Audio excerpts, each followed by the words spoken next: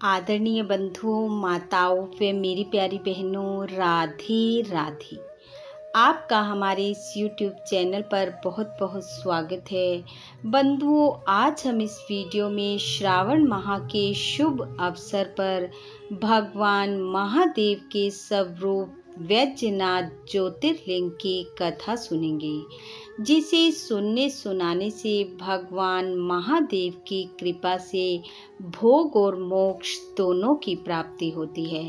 कथा सुनने के बाद यदि आप हमारे चैनल पर नए हैं तो कृपया हमारे चैनल को सब्सक्राइब करें, बेल आइकन को प्रेस करें ताकि हमारी वीडियो की नोटिफिकेशन सबसे पहले आप तक पहुंचे। वीडियो को शेयर व लाइक भी जरूर करें।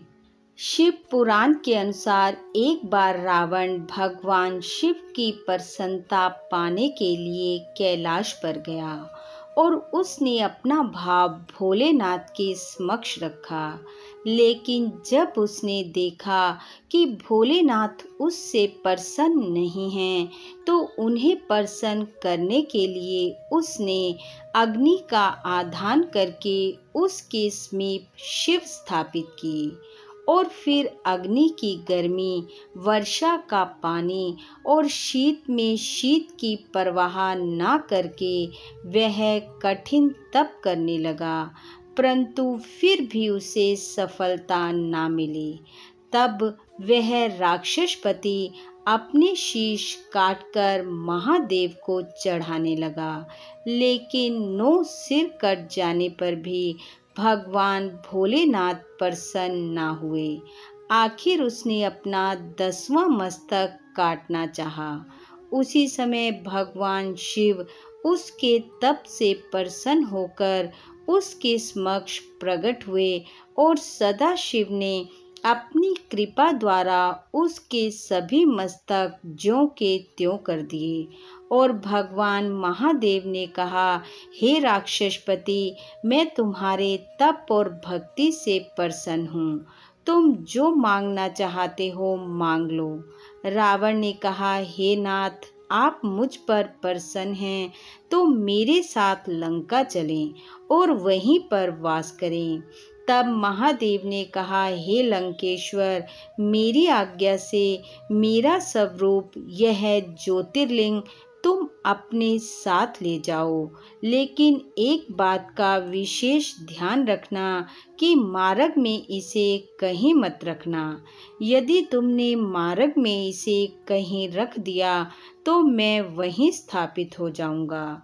रावण को अपने बल पर अभिमान था और उसने सोचा कि ये तो आसानी से हो जाएगा और वह ज्योतिर्लिंग को लेकर चल पड़ा। दूसरी तरफ माँ पार्वती को यह बात परेशान करने लगी कि भगवान भोलेनाथ लंका चले जाएंगे। तभी माता को दुखी देखकर गणेश जी ने माँ पार्वती को कहा कि आप चिंता न करें, मैं पिताजी को लंका में स्थापित नहीं होने दूंगा। और यह कहकर वह एक ग्वालिये वैजू का रूप धरकर वन में बैठ गए और दूसरी तरफ माँ गंगा को रावण के उदर में प्रवेश करने की आज्ञा दे दी। गंगा जी के उदर में प्रवेश करते ही रावण को लघु शंका करने की इच्छा हुई। तब रावण ने वह लिंग वहां पर खड़े उस ग्वालिये वैजू को दिया और कहा कि मेरे आने तक इस लिंग को अपने हाथों में ही रखना। उस ग्वालिये ने कुछ पल तक तो लिंग को थामा, लेकिन बोझ अधिक होने के कारण वह संभाल न सका और उस लिंग को धरती पर रख दिया। उसके बाद तो वह लिंग वहीं स्थिर हो गया। रावण ने लौटने के बाद उसे उठाने की बहुत कोशिश की, परंतु वह सफल न हो सका और उसे समझ आ गया कि इसके पीछे भी महादेव का हाथ है और वह क्रोधित होकर उस लिंग को अपने अंगूठे से दबाकर चला गया। बंधुओं, इस ज्योतिर्लिंग की ऊंचाई 11 अंगुल की है और ये अपने आधार से कुछ ही ऊपर है। इस ज्योतिर्लिंग पर आज भी रावण के अंगूठे से किया गया निशान है। यही लिंग वैद्यनाथ के नाम से प्रसिद्ध हुआ, जो कि सबके अभिष्ट सिद्ध करने वाला एवं भोग और मोक्ष को देने वाला है।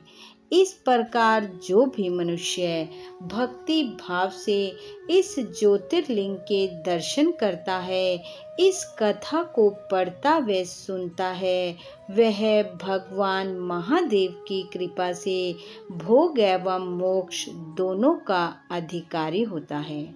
बोलो महादेव भगवान की जय। बंधुओं, भगवान महादेव की कृपा आप व आपके परिवार पर सदैव बनी रहे। आपका घर आंगन खुशियों से महकता रहे। इन्हीं शुभकामनाओं के साथ आप सबका बहुत बहुत धन्यवाद। राधे राधे।